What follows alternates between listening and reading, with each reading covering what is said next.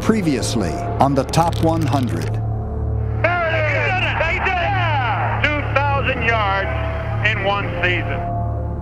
They called him Gino the Giant because he was one of the biggest people in the league. Look, Chuck, Jim Taylor wants the ball. I think Mr. Taylor changed his mind, wouldn't you? You can truly say Lance Allworth's impact changed the NFL. If we were able to watch him perform, I think we'd call him hands down the greatest player who ever lived.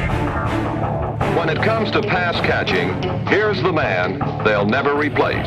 His name is Raymond Berry, and he has the surest hands in football. This is the way you go after him. You're frothing from the mouth. And you say, get him, get him. The next thing I know, he pushes me down, takes the ball. I'm laying on the carpet in Miami. Looking up, he has my football running back the other way with his hands up in the air in my stadium. Sid Luckman was the first man to throw for over 400 yards in a game. He threw on that day 7 touchdowns, a record that has never been broken. Jim had the speed and mobility, weighing 275 and 280. That was the kind of athlete he was. He was a complete package. This movie is rated R. Adult language and violence. Lots of it. And now, the countdown continues.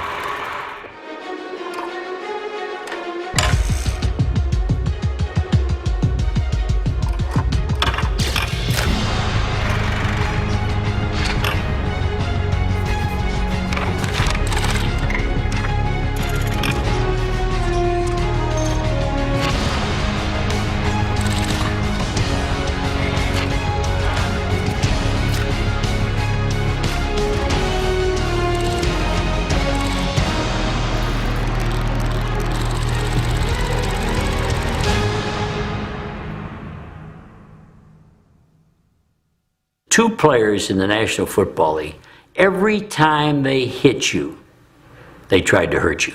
And they did. One was a guy by the name of Dick Butkus. And the other is Night Train Lane.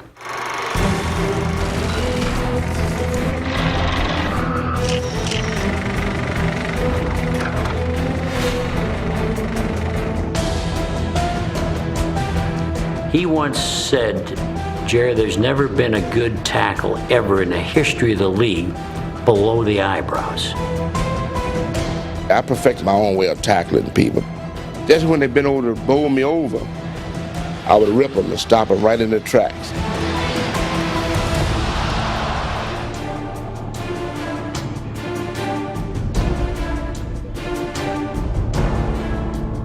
He was the first guy to tackle with the face mask. The play wasn't successful unless he ripped your helmet off. So they made a rule. He then became, it was called the Night Train Lane necktie tackle. It was a clothesline. They then said the clothesline was illegal. You cannot do that. So then he decided that he would take his forearm, and as you came and he went to attack you, he would try to bust you. And he once said, if I could hit the man so hard and broke my arm, that would be a great play. This is a different type guy. Dick Lane played receiver in junior college. He was as fast as a locomotive and got his nickname from the 1952 Buddy Morrow hit, Night Train. In the 50s and 60s, Lane was a versatile special teamer and defensive back for the Rams, Cardinals, and Lions. In his rookie year, Lane intercepted 14 passes in just a 12-game season. It remains the NFL's single-season interception record. Night Train Lane was the first guy, bump and run. Night Train invented, they'll let you get open and then go steal the football. You will think you've got to play, and he will end up with the football. Do not throw in Night Train's area. Johnny Unitas says, I will not tolerate that. Night Train took it back. The Colts try to come from behind, but Dick Night Train Lane derails the attempt.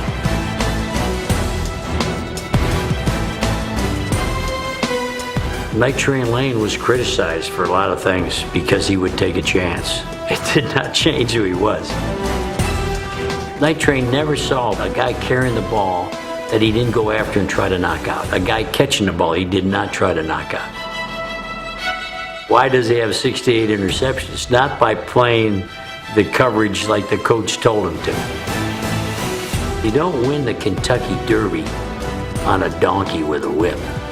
And if you got a thoroughbred, you let him go and you let him play. He's the best, greatest corner in the history of pro football.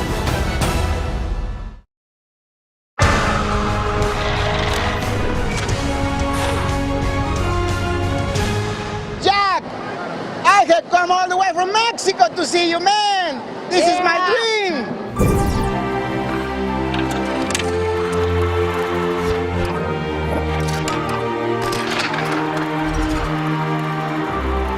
When the Steelers drafted Jack Lambert out of Kent State, he carried barely 200 pounds on his 6'4" frame.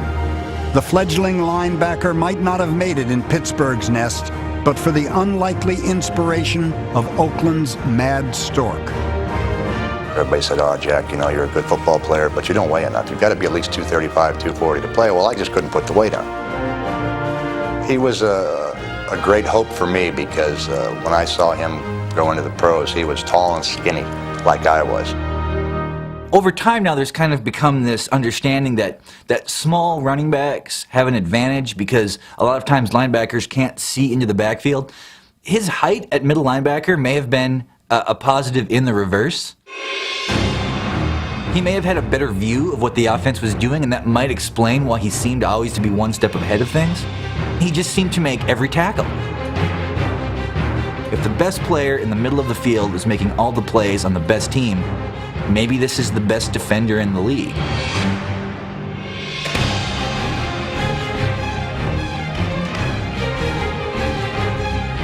On a team of the decade. I don't know even who's number 2 for the idea of being the middle linebacker on that roster. I came out, and the tackle came on me right now, and I stuffed him. You had him stuffed like this. I stuffed him, but he cut and dipped in, went back outside, and was around the corner before I even got off the block. He was an extremely intellectual linebacker, which I don't think was the association with him at the time, probably because he was toothless, and probably because he looked kind of like a madman. His greatest strength was his mind, so he's like John Rambo, I guess. He was certainly the most intimidating player on a pretty intimidating team. Jarrella just missed his second field goal. Now Lambert's walking by. Here's Harris telling him something and grabs the kicker. And Lambert at 6'5" works him over.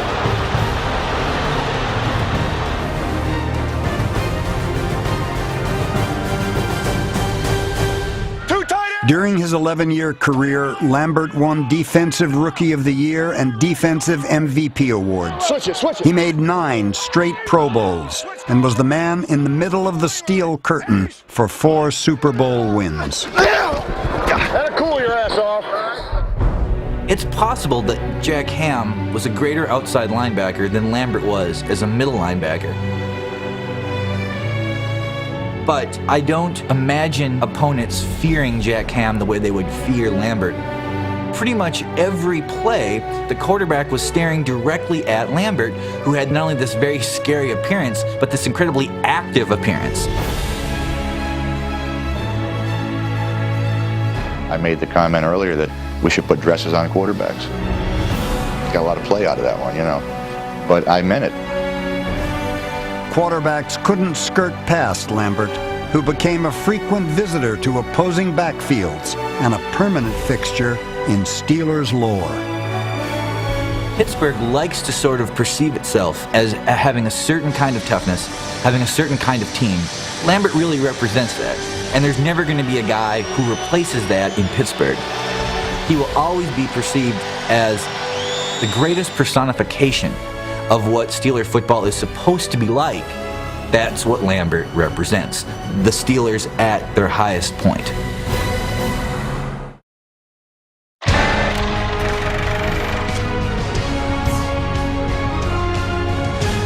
He summed it up in his Hall of Fame when he talked to me, and he said, "You took care of me as though you were taking care of your little brother." And when he said that, I said, that's exactly what we are. We're like brothers. It was such an honor and a privilege to block for him. As a runner, I can do a lot of things. I can run you over. I can shake you down. I can run around you. I can go through you if I had to. Aikman handoff, Smith up the middle, breaks a tackle. Emmitt Smith breaking a beheading tackle. Touchdown, Cowboy. I was amazed at what he could do from a vision standpoint and a balance standpoint. Whether it's a hand or something that gets down and props him back up, or sometimes he doesn't even get his hand down, but he can contort his body in a way where he regains his balance and is up and running. He's going to score.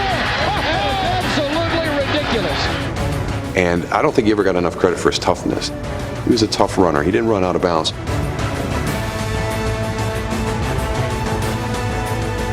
Emmitt Smith's determination was never on greater display than in the 1993 season finale against New York. The defending Super Bowl champion Cowboys needed a victory to clinch home field advantage for the NFC playoffs, when midway through the first quarter, Smith separated his shoulder. He wants to go back in the game, but when you've got a bad shoulder, it affects everything you do. You're going to have shooting pain the rest of the game, and that's not even the part where you have a collision or you fall on it. Every time I got hit, every time I hit the turf, all I could hear, just cracks just happening all in my chest and my shoulder. And tears are rolling down my eyes. I'm just trying to convince myself there's no pain. But I'm feeling all the pain. He just kept fighting through it, and the stats that he put up, the numbers that he put up after that injury are unbelievable. They'll never forget the day Emmitt Smith ran 32 times for 170 yards and caught 10 balls for 62 and did most of it with one arm. For that same season of 1993, Smith was the NFL and Super Bowl MVP. Aikman draw to Smith. Hackelton breaks away to the 10, to the 5. Touchdown, Emmitt Smith. In all, he won 3 Super Bowl rings and scored 175 career touchdowns, second in NFL history only to Jerry Rice's 208. These accomplishments are astounding, and yet they are only one portion of the mountain Emmitt Smith climbed during the greatest individual achievement of his career. For Emmitt to walk into the NFL as a rookie and say, when I leave this game, I'm going to be the NFL's all-time leading rusher. That's a great goal to have, but that's Walter Payton's record. And Emmitt Smith has just surpassed Tony Dorsett. I think a lot of people felt that it was one of those records that was set and was going to last. And Emmitt Smith has now passed Barry Sanders into second place on the NFL's all-time rushing list. It's a cloudy 67-degree day at Texas Stadium. You're going to see some second and third effort, I think, out of him today. He desperately wants this record down. It's not just any other Sunday.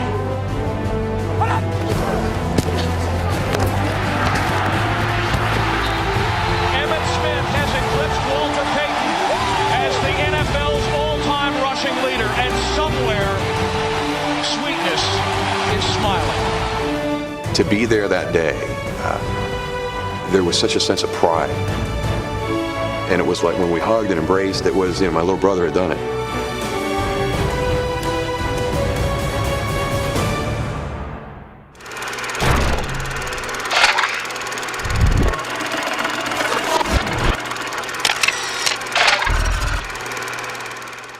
I prepared for him probably more than any person I ever prepared for. Watch number 64, Jerry Kramer of the Packers. He hooks number 74, Merlin Olsen, with his arm. He never let up. He never eased up. He never took it easy. He was just there constantly. For a guy that weighed close to 300 pounds, he had great agility and great athletic instinct. He had a great head slap. You know, he had put that right hand up against your ear hole on your helmet, so it was kind of half boxing match and half football. He had the ability to pull and move you pretty well, but he also had the ability to stay in place and take care of his position, his responsibility. So the combination of trying to get around a guy and still protect that territory is something he did very well. Merlin Olsen played in 15 seasons, made 14 Pro Bowls, and never missed a game. He was part of one of the most famous defensive lines in NFL history, the fearsome foursome. And while Deacon Jones, number 75, got most of the hype, it was Olsen who did much of the heavy lifting. When we played the fearsome foursome, Merlin would kind of patrol the neighborhood, and Deke would do whatever he needed to do. And Deke had very limited responsibilities because Merlin backed him up and took care of everything he didn't do. While Jones is an arrow, Olsen is the anchor.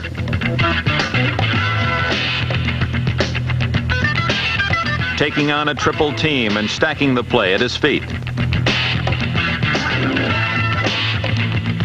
Monarch of the middle ground.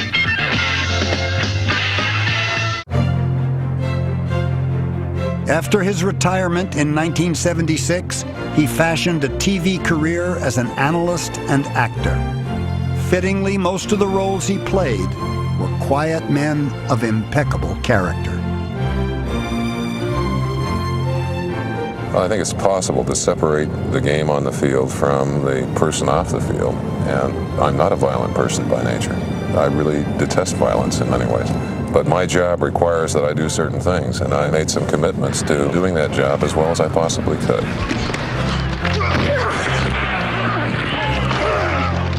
Merlin was not only a complete ball player, he was a pretty complete human being. Merlin was bright, had a Phi Beta Kappa, a master's degree in economics, just had a great heart and a great motor and a great mind and a great work ethic. He just never stopped.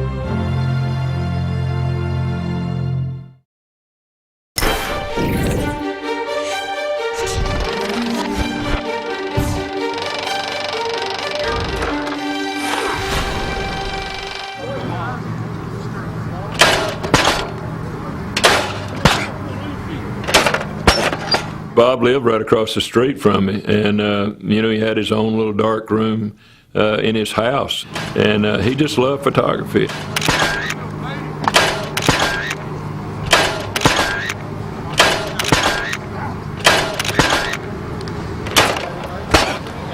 All right, next man. I guarantee you nobody ever kidded him about, being a photographer. When you have a guy that's that big and that much of a player, whatever he wanted to do, he could do it. Nobody could beat him off the ball. Centers would try to choke block him, and the guard would pull, and they couldn't reach him, and he'd be in the backfield and just cause so much havoc.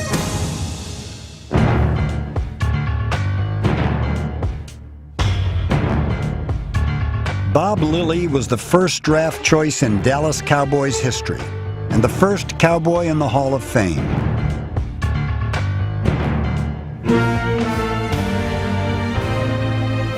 He played 14 seasons and made 11 Pro Bowls. The only thing he didn't do was look the part.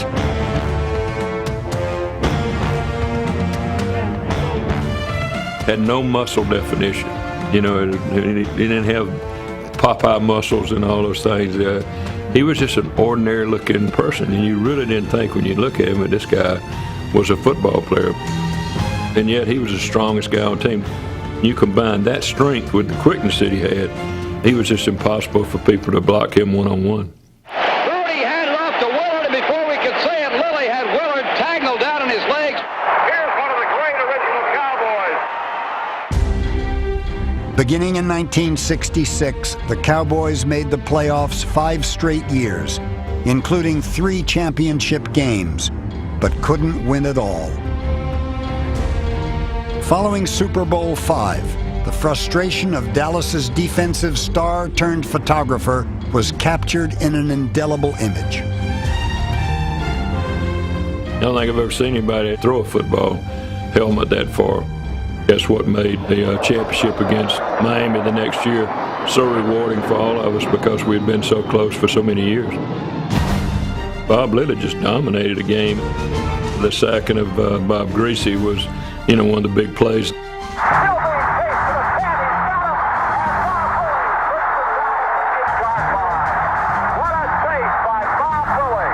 The Cowboys finally won their championship. The man called Mr. Cowboy would soon ride off into the sunset to pursue his passion for photography.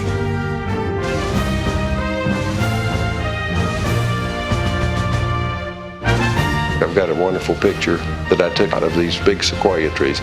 They were strong and beautiful. They were rough, a little bit on the outside, the bark, kind of like football players.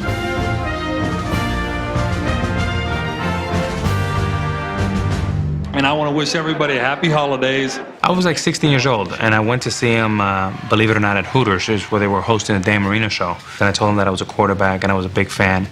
And I'll never forget this. He put his hand right here and said, "Son, you're going to be a good one, young man. You're going to be a good one."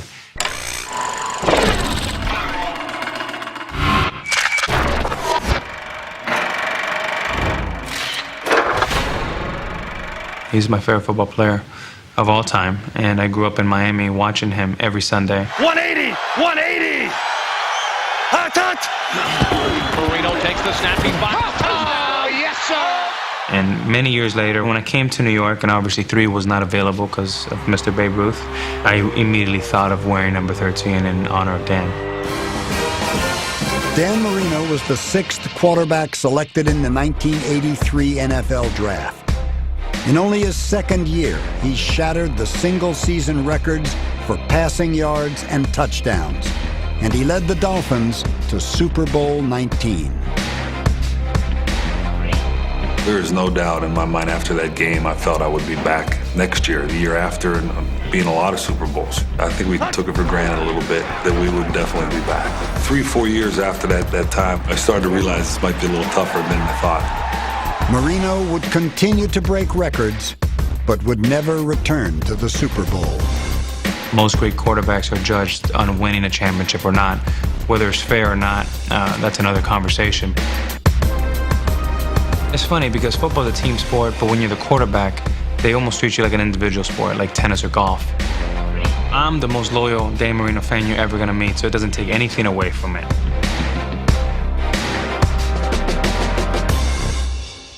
Let's get a drive going, man. Let's get a drive going and score some damn points.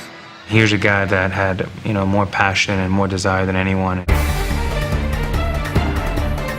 I remember so many games. I remember 1985 Monday Night Football at the Orange Bowl when they beat the undefeated Chicago Bears on a Monday night. I think he threw for like 400 yards. And then I remember some of the classic games against the Jets where they would go back and forth, back and forth. One game he threw a 50-yard lob pass to Mark Duper and they won the game.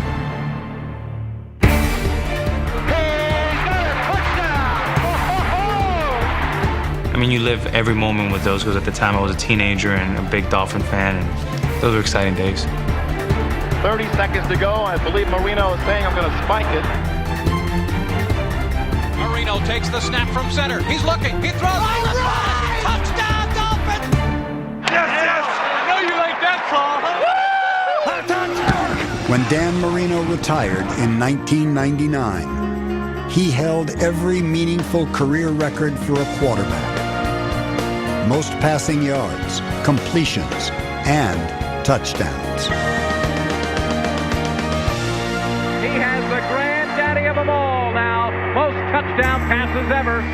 He's great. I wish I could get another 10 years of watching Dan Marino play football. And since he retired, I've never really gone back or watched Dolphins. It's hard. It's like having to watch the Orioles without Cal Ripken. What a joy it has been to watch that man play football.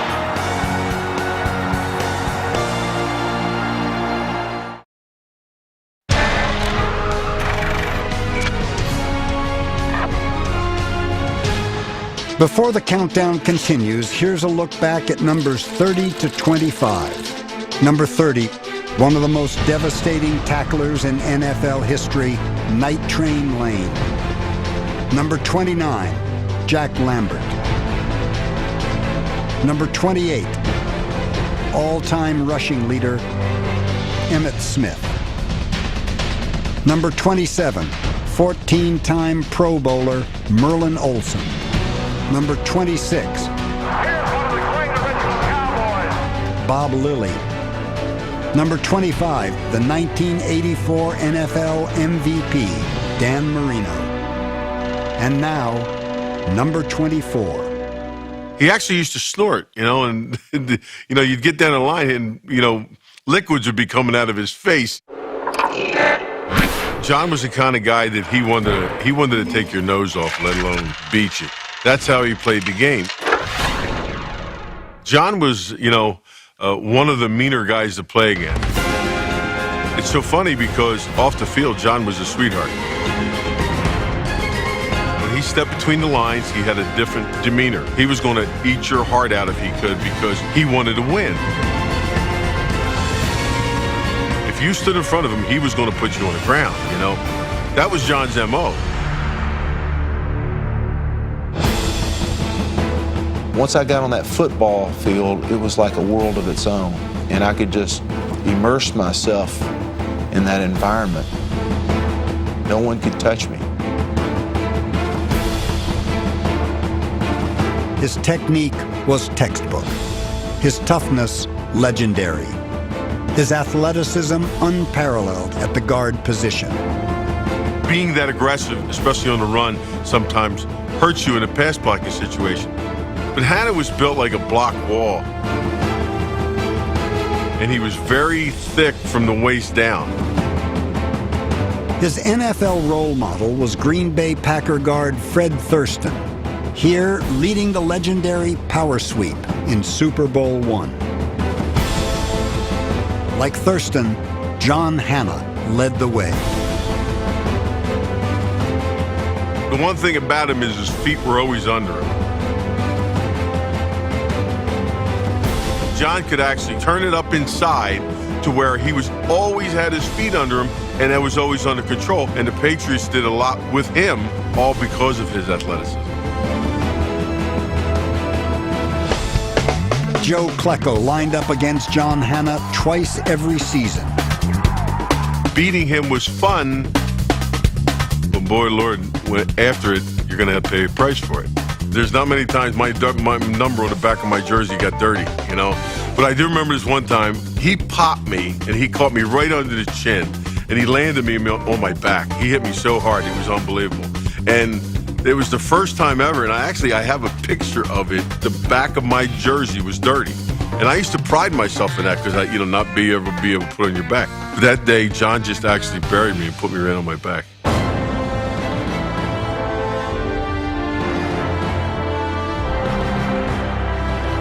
You didn't want to be in front of him because he was coming after you.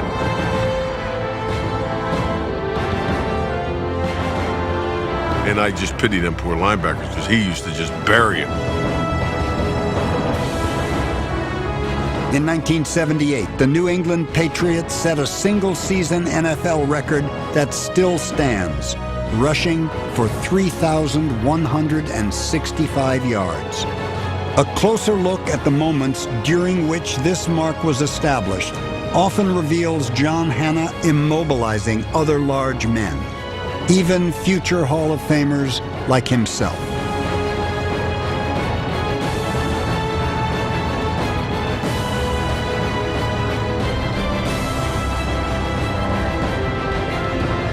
My goal was very simple. I wanted to be the best offensive guard that ever played football. That was pure and simple.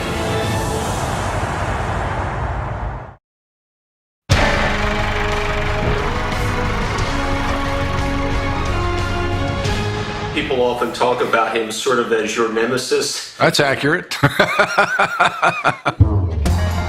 I like John. My wife doesn't like John. Not in a mean-spirited way. She just didn't like the things that he was able to do against our football teams. Oh, God, I don't want to talk about John Elway, she says. I give him all the credit in the world because he pulled off some magic in those years. This is our opportunity to get it done right now with the defense, the best in the league. Elway's got the ball to the end zone.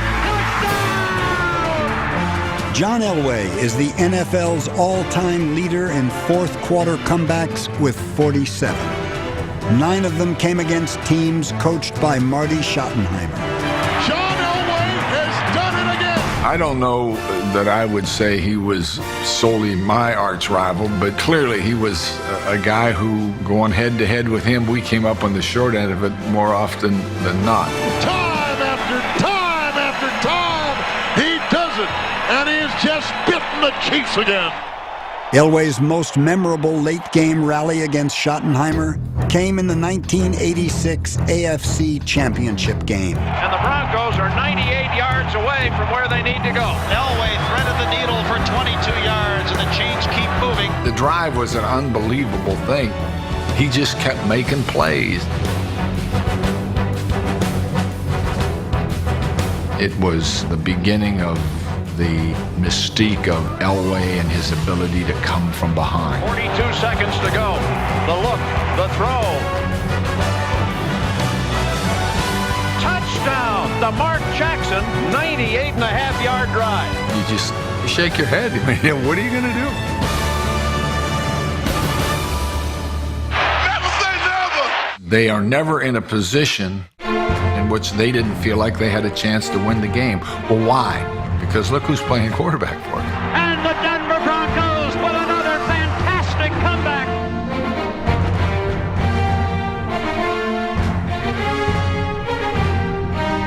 When Elway retired, his 148 victories were the most ever by an NFL quarterback. He could take a bad play and turn it into a good one. He had the athletic mobility to get out of trouble. Elway scrambles away, passes on the move, touchdown. And that's when he was really dangerous. You let him get out of that pocket, and all of a sudden somebody comes open somewhere, and he's able to make the throw to win the game. Steps up in the pocket, looking long. Here goes the pass. Rod Smith up. He got it. Broncos win. Does that better than anybody else. He had the great arm strength. And he'll run. He's up, passes on the move, touchdown. Only Elway can pull that off. I've never seen a guy move that kind of arm in my life. The ball moved so fast, I turned my head and it was there. This is about as good a throw as I've ever seen him make. But for all his success, Elway was dogged by failure. 3 humbling Super Bowl losses created the perception that the comeback kid was a big game bust. This criticism persisted until, at the age of 37, he led the Broncos to victory in Super Bowl 32. Come on, Jack, come on. Inside the 10, head first. He flies inside the 5-yard line. This one's for John. The following season, Elway repeated the feat and was named MVP of Super Bowl 33. Deep the middle of the field. Rod Smith's got it. In that situation where everything's against you and no one's expecting you to do it and you get it done, that's exactly what you play for. That is the point in time in everybody's career that I think they would like to be able to free you, because it's a feeling which is unbelievable. The best quarterbacks ultimately find a way to win, and that's what separates the truly great quarterbacks from the ones that are very, very good. In the era in which I coached, he was clearly the #1 guy in that regard. John Elway has done it again. This guy will go down as the greatest come-from-behind player in National Football League history.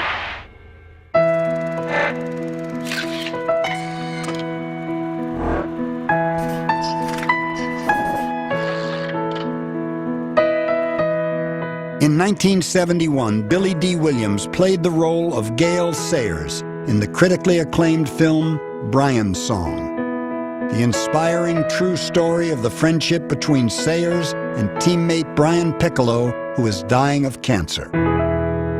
It's a classic. People, even today, remember the performance.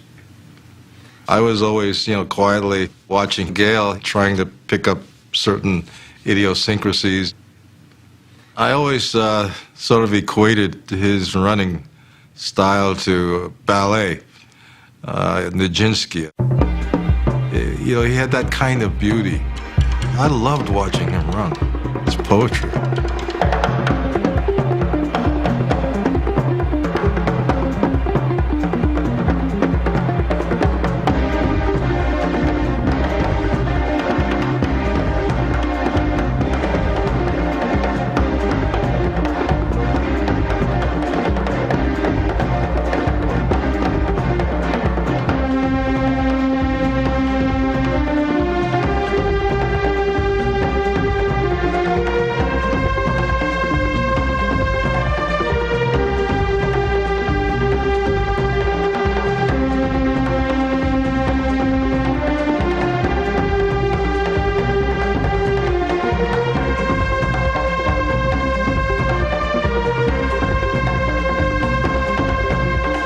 Very elusive. You know, unlike, let's say, Jim Brown, who was, you know, he carried about 14 people on his back. When he ran, it was like watching one person turn into two people. In 1965, the Kansas Comet had the 49ers seeing double when he blazed across a rain-soaked Wrigley Field, scoring 6 touchdowns to tie the NFL single-game record. Give me 18 inches of daylight. That's all I need. I never went on a practice field and worked on faking left, going right, or turning around, that type of thing. Many times there'd be a fella coming from my blind side, and no way I could see him, but I could feel it. There's times that I would make a move, and I couldn't explain it, but you know, it's a God-given instinct to do things like that.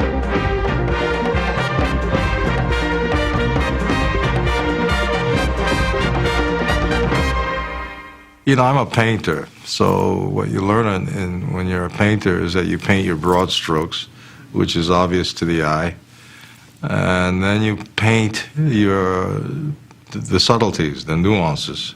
That's where the story is being told.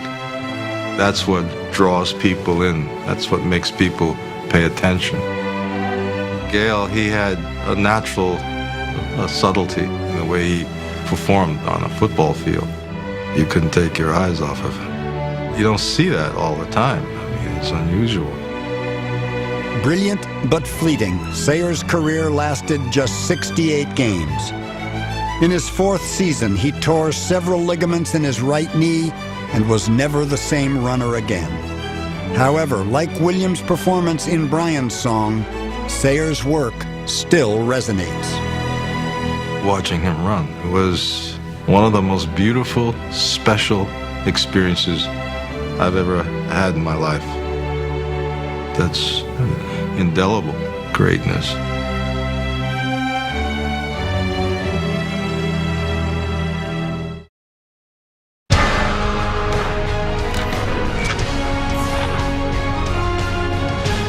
Before the countdown continues, here's a look back at numbers 30 to 22.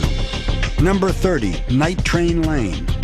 Number 29, the Steel Curtains' fearsome middle linebacker, Jack Lambert. Number 28, Emmitt Smith. Spins across the 25 and breaks a tackle. Number 27, Merlin Olsen. I really detest violence in many ways, but my job requires that I do certain things, and I made some commitments to doing that job as well as I possibly could. Number 26, the player known as Mr. Cowboy, Bob Lilly. Number 25, Dan Marino. He's looking. He's under some pressure. Steps out to the right side, throws into the end zone, and it is caught. It's a touchdown! Touchdown, Dolphins! Touchdown! Number 24, 10-time All-Pro guard, John Hanna. Number 23, John Elway. Head first, he dives inside the 5-yard line. Number 22, Gale Sayers. And now, number 21. I think of a winner, champion. You know, those are the first things that come to mind when you mention his name, for what he's been able to do in his career. I think champion.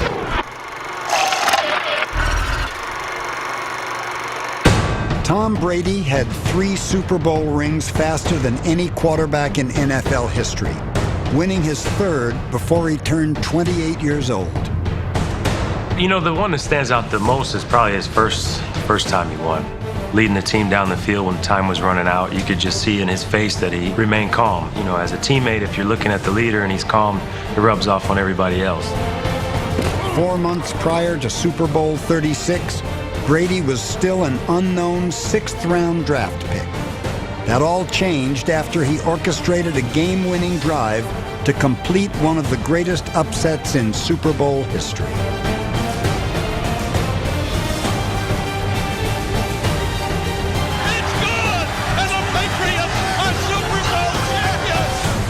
The ultimate feeling when you're playing team sport to win a championship. Once you've won, you want to experience that again. If you're fortunate enough to win earlier in your career, that's all you want to do. Just 2 years after his Super Bowl debut, Brady performed a championship encore. Showing up ain't over yet. We gotta get us another. How would that do with that quarterback? No, sir. Don't count on it being over.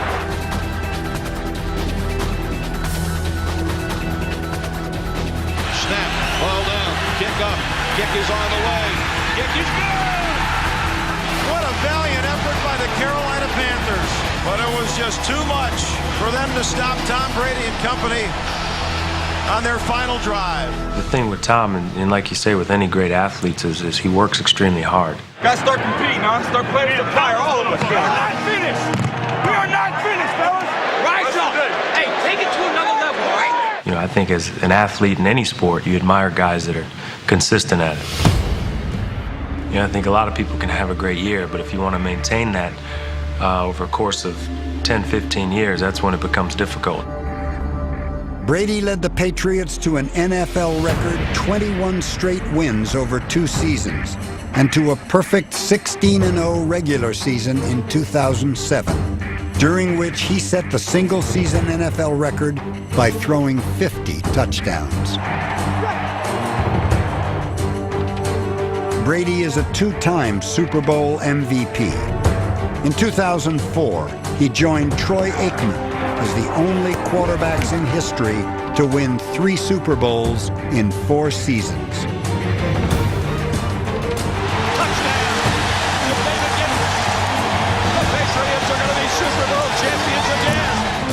The only way you can maintain a certain level of play is you can never be satisfied with what you've done. You have to look forward to the next challenge, and I think he continues to do that. I got this ring and I looked at it, and it's the most beautiful ring I've ever seen. To think of the experience, to think of the journey, it culminates in playing in the Super Bowl. But you know what my favorite ring is? The next one. That's my favorite.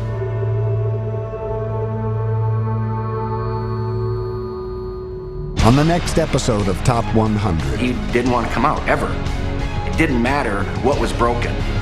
He has that umpty that thing you can't describe. It's an eloquence that's just, it stupefies you. What a beautiful little play! And that body position, leverage, explosion of a cobra. Am I just trying to get that to make a play?